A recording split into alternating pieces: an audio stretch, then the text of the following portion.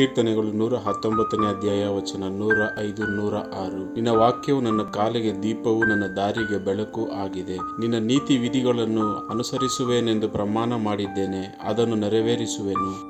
Psalms chapter 119 verse 105, 106. Your word is a lamp for my feet, a light on my path. I have taken on oath and confirmed it, that I will follow your righteous laws. भजन संहिता अध्याय 119 वचन 105 और 106। तेरा वचन मेरे पाँव के लिए दीपक और मेरे मार्ग के लिए उजियाला है। मैंने शपथ खाई और ठान लिया है कि मैं तेरे धर्ममय नियमों के अनुसार चलूंगा। சங்கீதம் 119 அதிகாரம் 105, 106 வசனங்கள். உம்முடைய வசனம் என் கால்களுக்கு தீபமும் என் பாதைக்கு வெளிச்சமுமாயிருக்கிறது. உம்முடைய நீதி நியாயங்களை காத்து நடப்பேன் என்று ஆணையிட்டேன், அதை நிறைவேற்றுவேன்.